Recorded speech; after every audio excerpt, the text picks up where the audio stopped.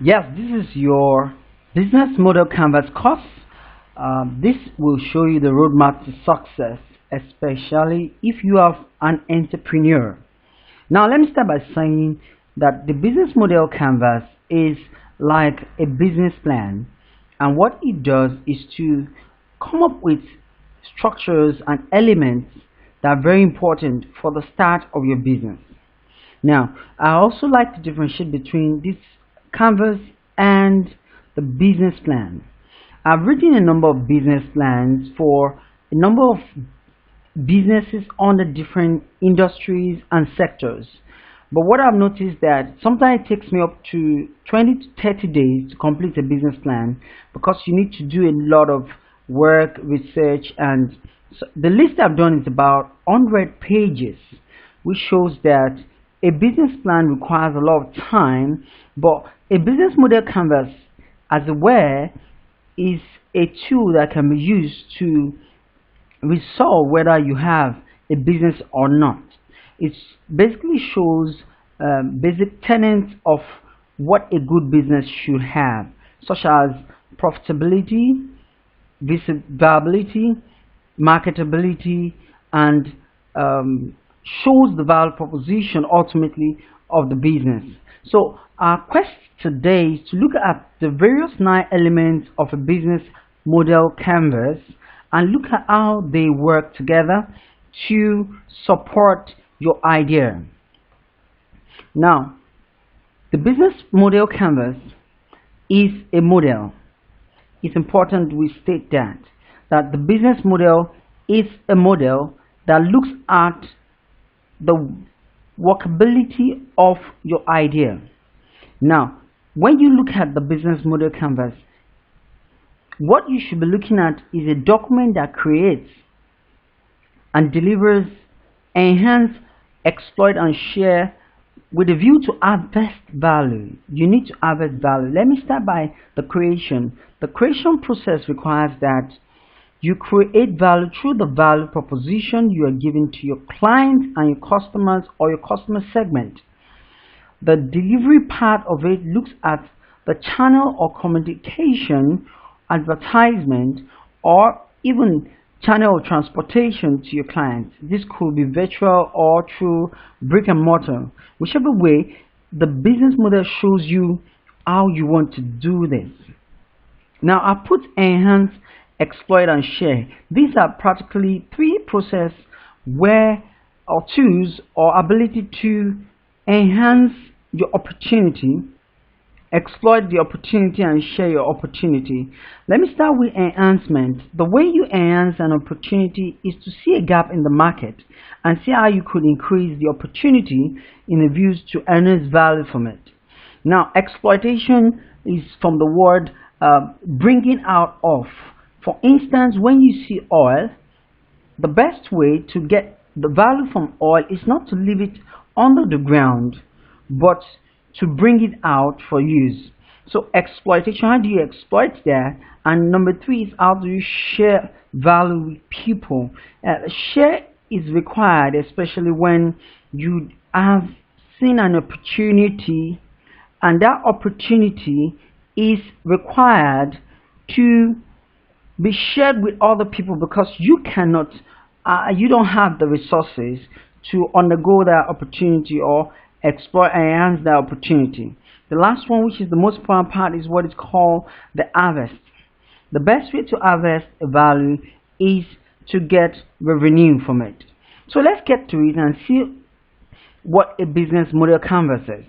It's a visual representation of the various elements of your business model. The word visual representation means that it's the first creation. It's the creation of your mind. It's like mind mapping. You're trying to create the business on paper before you create the business on physically. So what we're saying is that we want to afford ourselves an opportunity to see the business, how it flows, to see the challenges and how each element of the business model is affected by the other elements. Now, so in summary, it allows you to see the relationship among the part of the model. It also identifies hypothesis. An hypothesis is defined as a guess. In fact, it's called educated guess. Now, we have guessed that there's a market somewhere and we can exploit it. So what we're doing here is an educated guess which are based on assumptions and risk element. Let me define what an assumption are. Assumptions are facts. As far as you're concerned, in your project, your assumptions are facts except otherwise debunked. Now, we also talk about assumptions because you need to document these assumptions and validate them because we are not sure how true they are. Risk is defined as the probability of an occurrence of events. So, risk, like they say, they are the risk, they are the return. So, you need to look at the hypothesis and see how valid it is by validating it. Then it also allows us to plan validation tests because at the end of the whole business model canvas review, you need to validate whether your assumptions are true or false. And the way to validate is to go to the market. We will talk about that in another topic or course where we talk about go-to-market strategy. In the go-to-market strategy, you need to focus on the market structures that will enable you to get value, to harvest value. So the focal point here is that the market decides whether your idea is good or not. So you must spend time to validate your ideas, assumptions, and risk at the marketplace. Also, it will allow us to find out ways to add value and reduce costs. Here we want to see how to add value to customer and how to reduce costs, especially costs that we can get as reduce as a result of economy of scale. Now we need to brainstorm market disruption strategy because that's the focal point of a business. You are coming to business to disrupt the market with a value proposition. Okay, let's start. This is a picturesque view of how a business model canvas looks like. But beyond this, it shows the 9 elements. The right hand side are the activities that you need to do that will dovetail into what I call the revenue. But the left hand side are the activities you need to do that will dovetail or accumulate to what is called the cost structure. So here you have the revenue streams and here you have the cost structures. Now let's talk about each of these in closer details. Let's talk about the customer segment. Now the customer segment and the value proposition comes like the egg and the chicken. Which one is expected to come first? Should we get a customer segment that is willing to buy, or should we just produce something that customers should be willing to buy?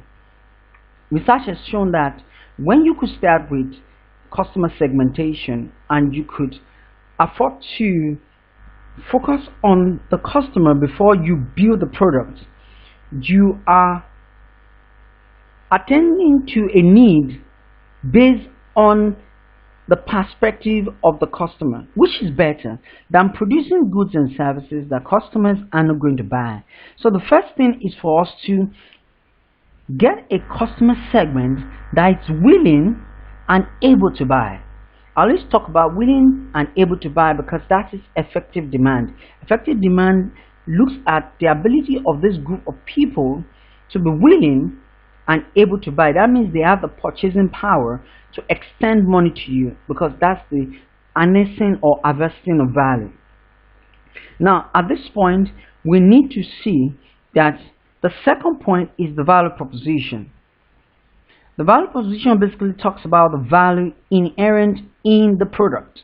Now remember, we're not talking about features or what the product can do.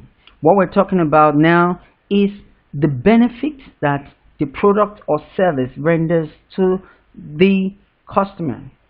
Now distribution channels looks at how to move from the factory, which is here, to the customer. There must be a medium, and this is the medium. Now the distribution channel will look beyond what we call the distribution channel, which is actually the brick and mortar. We also look at virtual. We also look at communication channel under distribution channel. We also look at these advertisement channels under distribution channels. Okay, the next one is what I love. It's called customer relationship.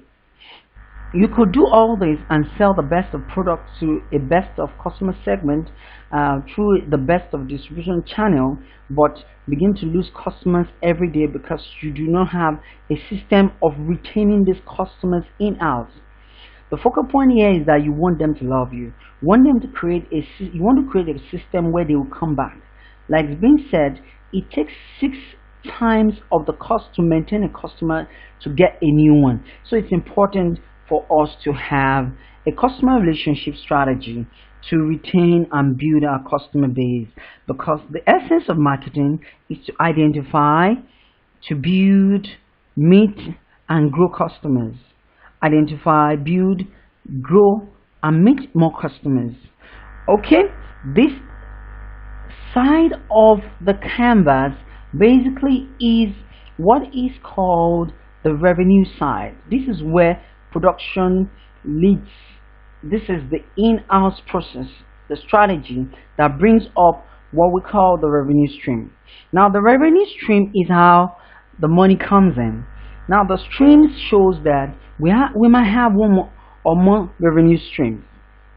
The essence is for us to have revenue stream that is short term and that which is long term. I always advise my students that they should look at the ways to make money on the short run and also on the long run, because on the short run it keeps them in business. Now let's go to the other side, which looks at the key resources. What are the key resources required to produce this product, or to send this product down to this customer segment, or to create a relationship between us and the customer forever that would dovetail into revenue stream? We're also talking about the key activities. What activities will be done on this segment and this segment and this segment to deliver ultimate value to the customers? We need to list these activities, and these activities are key, and these activities really relate to the key resources, which can be human and non-human resources. Now let's talk about the next one, which is the key partners. What are our key partners? We need to talk about partners we work with, suppliers, people that are helping us in transporting, affiliate, members and other channels. Now all these three ultimately leads to what is called the cost structure. Remember, we talked about the revenue stream, how money comes in, and the cost structure, how money goes out. These three activities take money out, while these three activities ultimately brings money into the organization. Now let's talk about it in details. The first is what is called customer segment. The customer segment is looking at this part. When you want to start an idea and you want to kickstart the process, it's your responsibility to find a segment that is going to buy from you. And the best way to get this segment is for you to ask yourself the question: are these people within my cost functions? Are they willing to buy? How willing are they to buy, and what's the need in it for them? What is in need for me will create a surge to buy. So you must find a customer segment that can pay and is willing to buy from you. And it's important that you do this very early before you start the whole process. Now, how are your most important users and customers? Here I call them early adopters. Now, when you look at the adoption process, you will see that there's a segment called innovators and early adopters. This segment of people, about 5% of the population, are willing to take risk on you. They are willing to buy your product.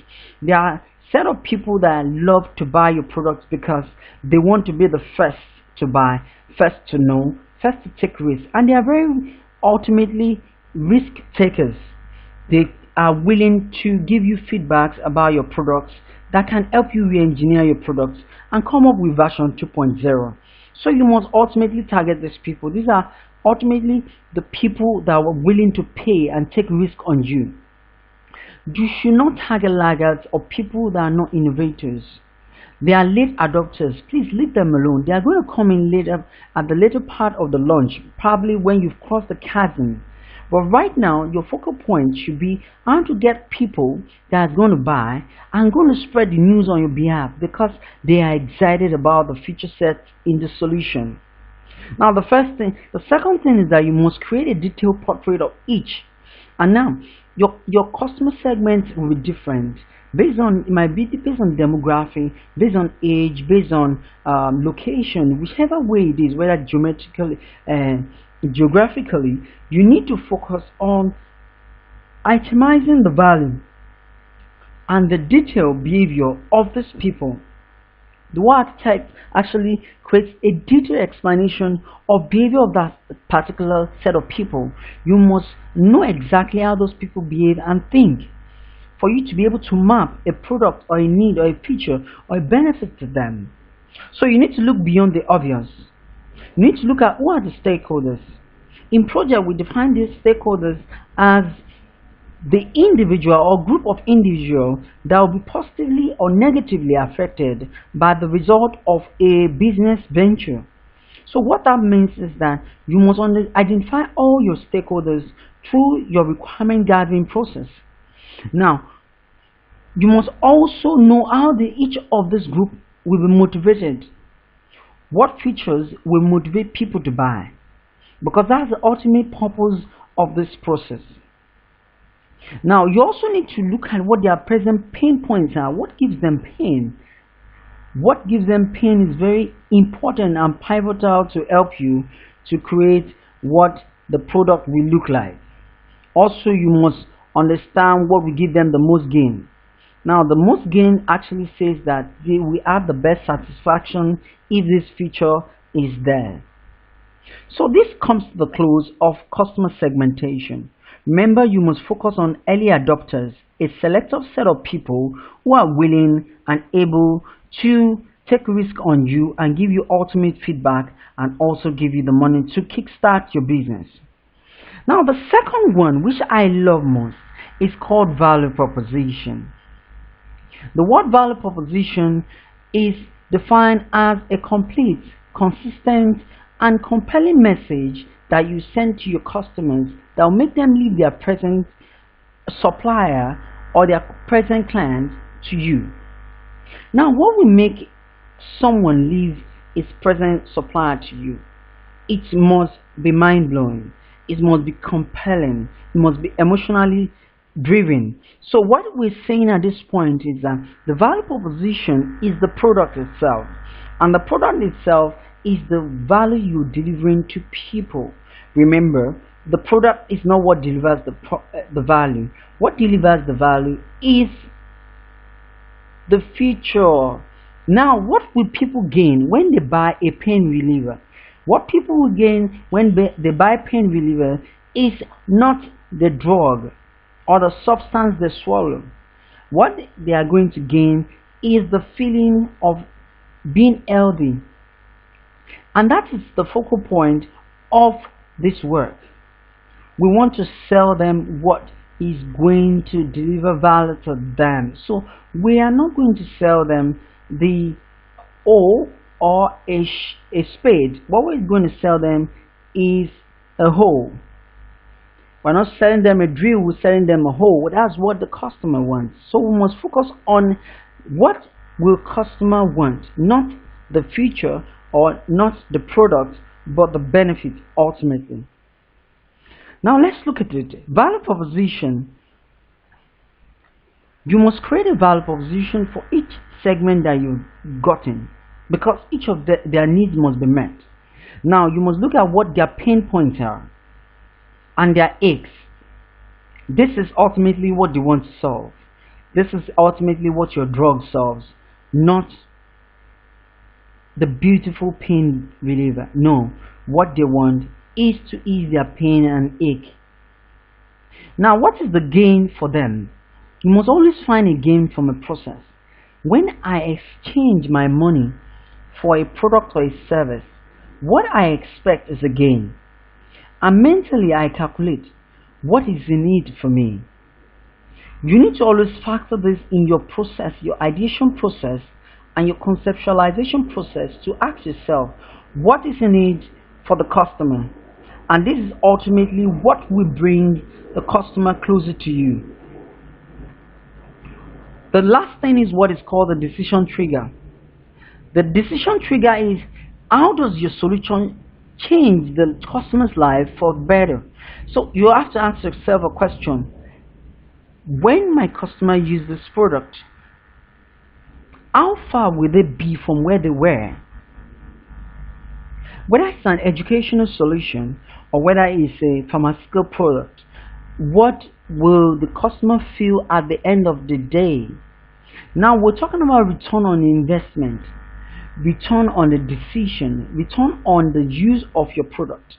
So you must ask yourself, where do I want my customer to be at the end of the day? Does your offer promise enough added value to motivate your customer to pull off their credit card and their money? So what you want to do is that you want to be at the top of the food chain. There's a lot of contention for the customer's credit card and the customer's bank account. What you want to do is that you want to be at the top and always commanding the most attention for that product, so that there's an attention towards that product every time.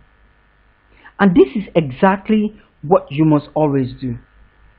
Now, the next one is what is called distribution channel.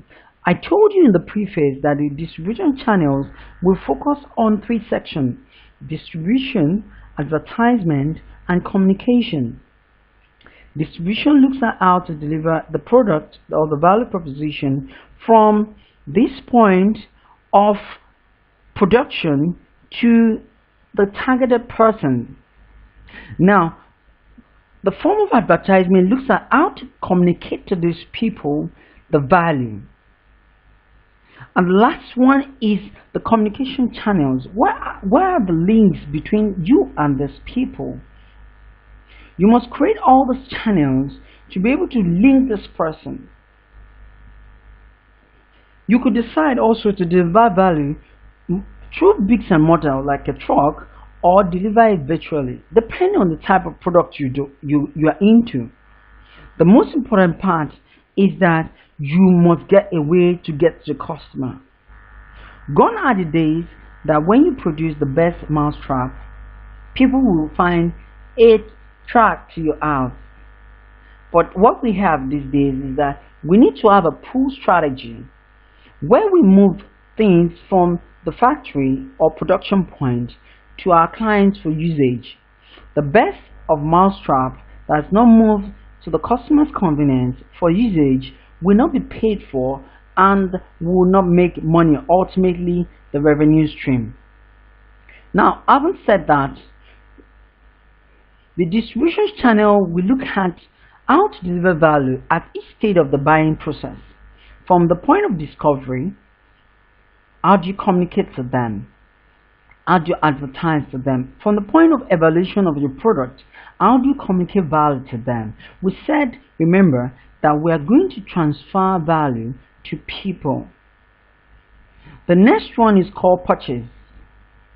Purchase looks at the point at which they buy. The next is called delivery. That's the one that's obvious. People want delivery. How is this product delivered? And that's the most obvious to people. But we must focus on delivering value at the discovery, at the evolution, and the purchase point of our customer. This is where we are always used to. Then also after sales service, how do you communicate and resell? Remember, we talked about marketing as the process of identifying, keeping, and growing customers. This is the point where customers are being grown. So you must concentrate on this point, because this is where you get referrals. Now, distribution channel can be physical and it can be virtual. depending on the product you're selling. But you must remember at every point, what value are you adding to customers? The next one is what is called customer relationship. Customer relationships looks at how to wow customers and keep them in the loop. Remember that we have a customer funnel, which is like a sales funnel. People come and enter through the funnel and come out at the tip of the funnel. But remember, when they leave the tip of the funnel, they could decide to go to another client's funnel. Our responsibility is to keep them to come back through the funnel and buy from us.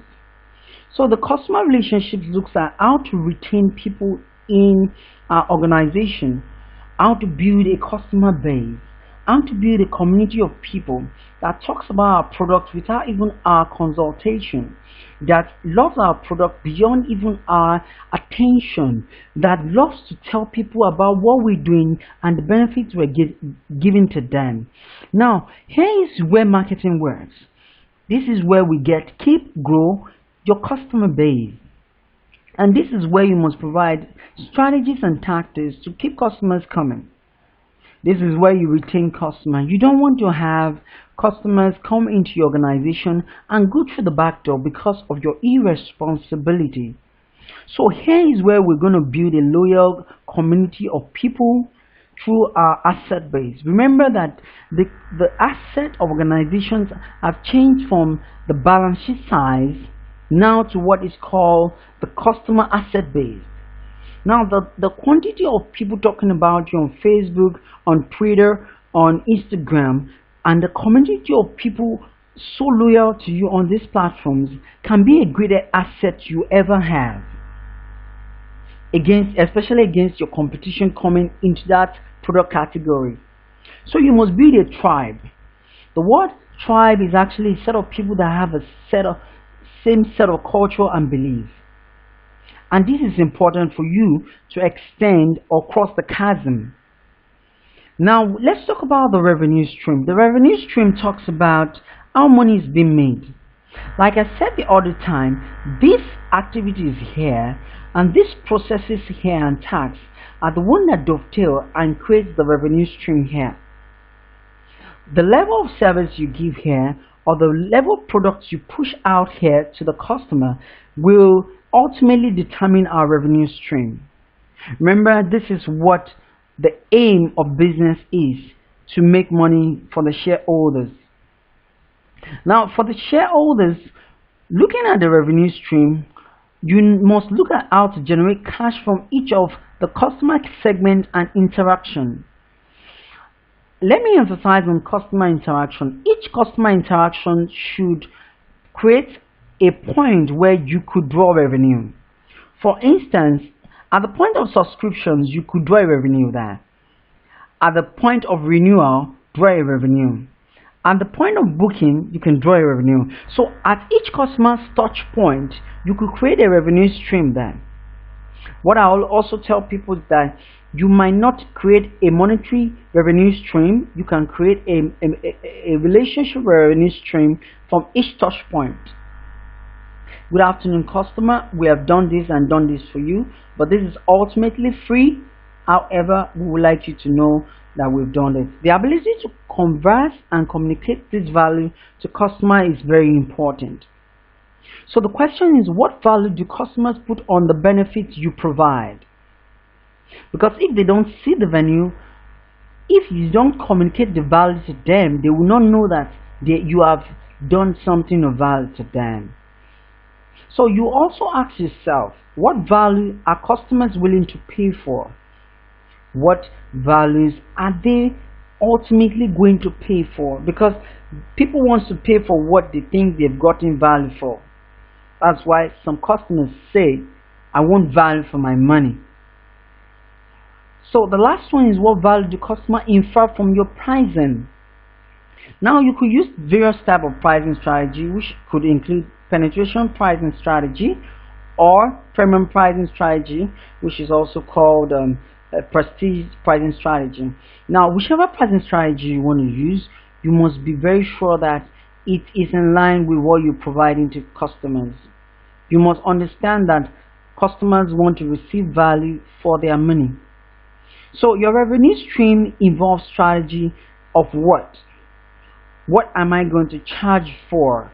Your pricing strategy looks at tactics, which looks at how much do I charge for this value and when do I charge for it. The when is very important, because when you look at every customer's touch point and you decide to charge a certain amount of money, what it means practically is that you have valued you have made a calculation of the value that should come at that touch point and given it the price tag which is transferred to the customer. So consider impact on your customers' keep growth strategy before you set a revenue line. Now the revenue stream will focus on price, and the price we said must focus on value, not on cost. Remember, cost is what you expended to get value. Price is the perception of the customer. So cost is from your perspective, while on the other hand, price is from the perspective of your own organization or your organization.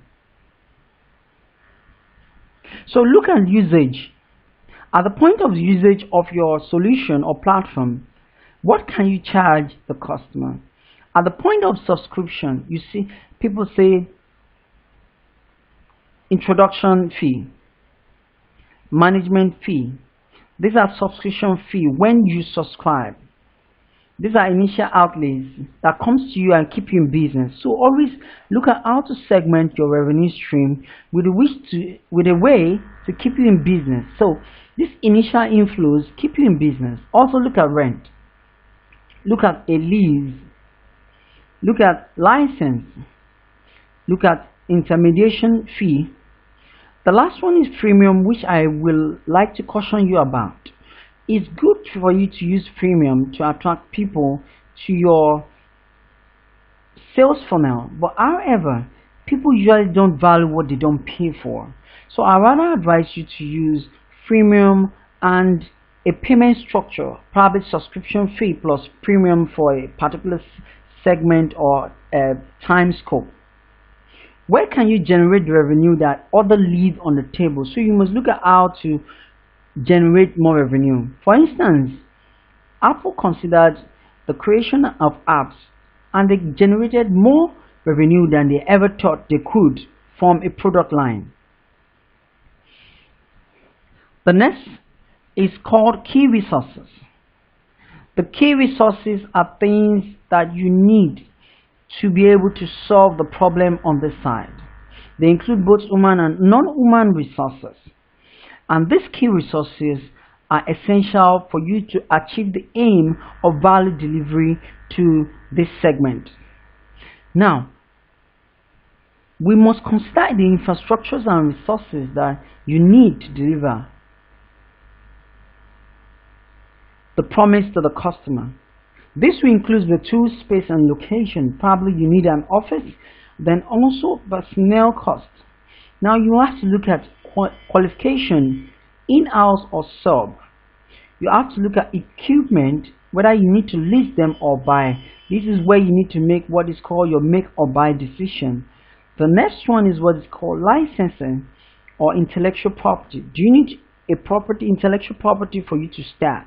You need supplies, which may include components and assemblies. What is scarce or difficult to get in all this list? You must itemize them down. Then financial requirement and acquisition timelines. I need to warn you to beware of promising more than you can deliver. Because when you promise more than you can deliver and you cannot get resources to match this promise, it becomes that the customer feels dejected or rejected at the point of delivery. They felt that you have overpromised and under-delivered. Now, the next one is what is called key activities. These are tasks and things you must do to get your customers value? What are the daily, weekly, and monthly tasks you must do to communicate value to customers? What are the customer relationship activities you must do to keep them in line and in check? What are the product activities you must do to create consistency of quality to the customer? These are very important activities and must be itemized down. Now let's talk about them in details. Our focal point is to make deliverables, and these deliverables are in form of results to customers. Like the saying supply chain, when the goods and services have not gotten to the hands of the final consumers, you have not created value. So you must look at activities by who does them and who is responsible for them. Also, you must look at activity in terms of dependencies. Dependencies are the relationship between activity A and activity B. Before activity B can be concluded, activity A must have been concluded. So activity A and B are related, and activity B depends on the completion of activity A. So you must have these dependencies. You must also have what is called RACI matrix, massive matrix. It's called responsibility. The R stands for responsibility, the A stands for accountability, C stands for contact, and I stand for inform. Let me explain what that means. It means that you must have somebody that is responsible for an activity. A stands for accountable for an activity. C stands for contacted about an activity, and I stands for informed about an activity. So you must have all these activities well scheduled and planned for. Who does what, when, and how must be stated. The eighth element of the business model is what is called key partners. Now you need partners and cooperation of other people for you to be able to deliver value to the customer. And what it requires is that you must spend more time in finding out who these key partners are. They are going to help you to do all these other activities to support the customers. Remember, this is the focal point, and this is the person that pays the money. So you must spend more activities, spend more time focusing on how to satisfy them. Your customers will need the help of suppliers, developers, distributors, investors, collaborators, and affiliates for them to be able to enjoy the value you want to send to them. So you need to work with these partners to be able to develop the value to your customers. Also, I have put down there about competition. Now, competitors, you might need to work with competition, especially if this competition are not carrying the value you're carrying. You could decide to use their truck, their transportation system, or for them to carry your product along with yours. So here we say you can co-compete or collaborate or cooperate together to deliver value to the customer. Now you must be able to map out how each customer or each partner help or hinder the business model. You must be able to map that down and document it. And the last, which I said, is the components of these three things: the key activity, key resources, and key partners, dovetail into what is called cost structures. The cost structure is actually the one side of the business that takes money out of the business. Remember, I said that the revenue stream brings money in and the cost structure takes money out. The cost structure is divided into various forms. We have what is called fixed cost. This is a cost that does not move or change as a result of the level of production. There's something also called variable cost. This is the cost element that does not move, that moves at the level of production. So the more you produce, the more the variable cost comes down. thus enjoying what is called the economy of scale. Now you must look at the resource activity and partner cost. What's the cost of bringing in one partner or the other into the business model? We must also look at the infrastructure, operational, and cost of sales. Now, of course, cost of sales is the cost of acquiring or producing the goods and services to customers. We must look at the payroll cost, benefits, bonus structure, and taxes. What are the costs of each element of the business model? So we must look at each of those 9 elements and look at what are the cost function for each of them, each of doing these activities. How will these activities, especially these 6 activities, bring cost functions to our organization? And what are the economy of scale? Economy of scale is the cost benefit we enjoy as a result of the quantity of production. The higher the quantity of production, the higher the economy of scale and scope. So what are the risks? Now let's talk about 2 elements of the risk. We talk about known unknowns and the unknowns. The known unknowns are the risks which we have documented down that we presume may happen. However, they may not happen. Those are the known unknowns you've documented down. But at the event of an unknown, that means these are risks that we never planned for or documented down. You must have a plan and a cost structure to take care of these 2 types of risk, because an occurrence of this risk can lead to the destruction of the business model. Now we'll come to a conclusion. This is the business model. Talking about the customer segment, the people who pay for the goods and services, and the value proposition, the products and the value we send through an emotional appeal to them through what is called the distribution channel or the communication channel or advertisement channel. And with a way to keep customers always in our loop or in our sales funnel, we must create what is called a customer relationship system, which makes them come back, and it provides us an opportunity to upsell and to cross-sell to them. Here we also emphasize the importance of creating a community of people that love our products, and they also tell their friends. So this is the activities that dovetail to what is called our revenue streams, which we say we must get short-term and long-term revenue streams to keep us in business in the long run and in the short run. But this is where the cost functions come from. The key resources, which includes the human and the non-human resources that are required to ultimately create solution for the organization.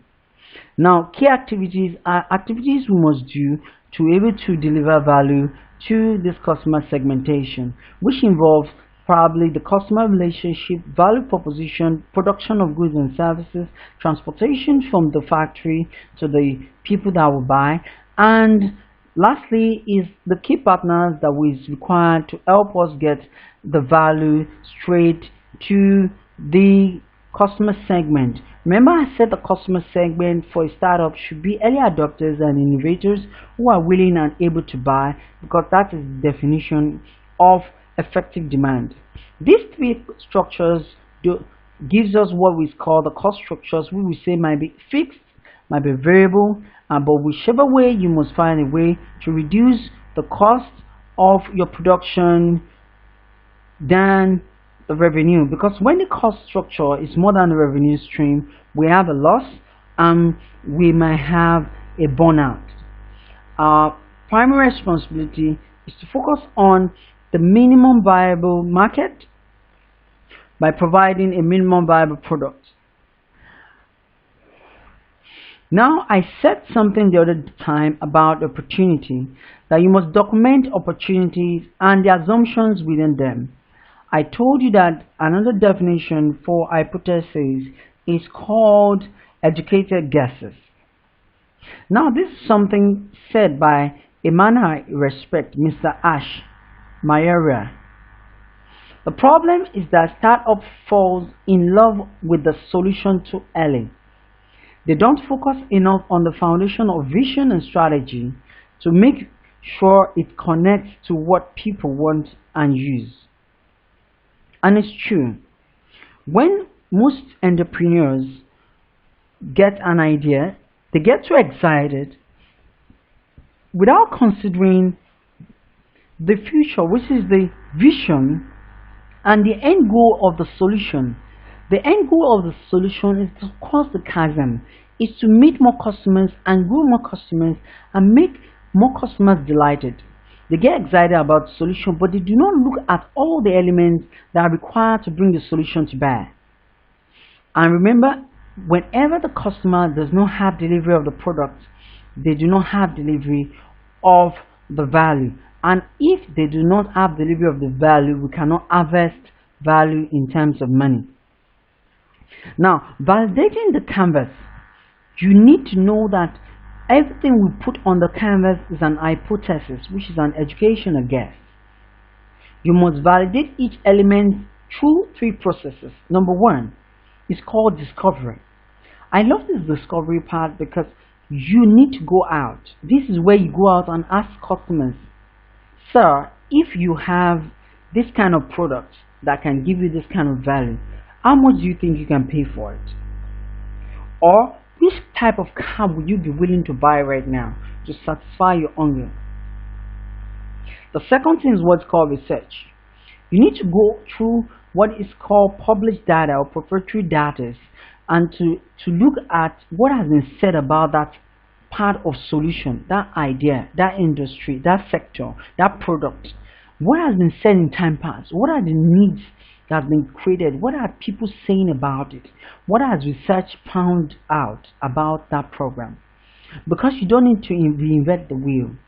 The last thing is testing. You need to test your data and you need to simulate it.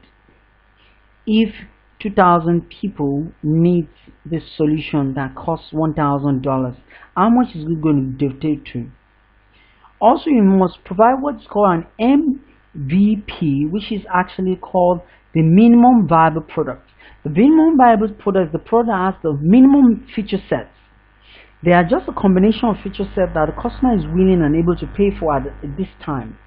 Now, when you want to design your version 1, you don't need to put all the features there because it actually discourages the customer. That's a waterfall approach. You need to use an agile approach which look at only features that the customer will need to start with, which you can gravitate later in your version 2. Remember that the essence of entrepreneurship is to get to market and enjoy the early market entry. Be the first mover and enjoy the first mover advantage.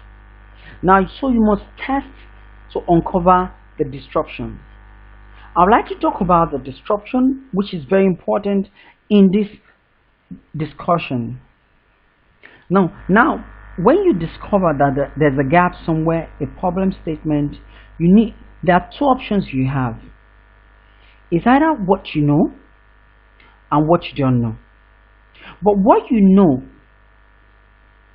you must have a belief that you know it. I'm sure that this is going to lead there. But there's a part of what you know. It's called hypothesis. It's a guess. You're not sure, but you think it's good. Now, let's come to what you don't know. What you don't know, we're looking at that you know, but it's intuitive. It's just from within. You're not too sure that things can fly, but you have a feeling it can. That's what the Wright brothers felt. They had a feeling, but they weren't sure, and they put it into an hypothesis. So the last one is that you don't know. That is a discovery. You need to go and discover that. So this is the validation process that you need to go through after you make several assumptions about your hypothesis. Now, let me start by talking about the 4th disrupt. Now, it's called the offer. The first one, which is the what. Now, what you offer to people that did not exist up to that time is an invention. So you might come up with something new that people have never thought about. But I must tell you, there's nothing new under the face of the earth. Let's talk about the second one, which is the process, is the how. This looks at new method or techniques that allows the offer to be produced faster, cheaper, more durable, with better quality. So in your ideation process, you must look at faster, cheaper, more durable, better in your thinking process. The third one is the market. It says opening a new market segment or a niche that you want to serve. It involves you modifying the market or modifying the untapped part of the market that people have not looked at. The last part is value, which talks about the why. Why looks at meeting a need that is valued by an existing market but not satisfactorily met by competing offers. So in this why, you need to create a value that is different from what the market is bringing to the customers at this time, so that you can use that to disrupt the market. Remember, what we're looking at is disruption. In conclusion about this for disruption technique, I want to say that there are three types of innovation. There's one called sustaining innovation, and this is what is common to most products, where you change the product pack, you change the product size, change the advertisement process and all that. That's to sustain the product. It's called sustaining innovation. The other one is called efficient innovation. Efficient innovation looks at how to make the system better, faster, cheaper, and all that. And that is exactly what Henry Ford did when he created the assembly plant, where he could produce 45 times faster than his competition. The last one is called disruptive. Disruptive looks at changing the model, the way things are working, the way the industry do things, to get a comparative advantage over them. And under disruptive, this is the 4 ways to disrupt the market: through the what, through the how, through the who, and through the why. Now, remember that our intention when we come into market is to change the way the market sees us. You don't want to go into the market to be seen like a competition. You want to go into the market to be seen as very different. And this entails you going with a value proposition that is complete, that is compelling, that's consistent, and that's going to drive in the message that nobody has ever said to customers before. Remember, what customers want is value, not products. So spend time to create value of gold. The gold is in the disruption. So your idea must be disruptive rather than just an idea. My name is Charles Efe. I'm a PMP, I'm a CBAP, and I'm MBA. Thus, it makes me a project manager and a certified business analyst. I've consulted for many big firms and small firms. These are my information. My Facebook handle or name is Charles Efe, and my other details are as follows down. For a free consultation, please contact me. I'll be willing to help. Do have a fantastic day. Thank you. Go and disrupt the market now.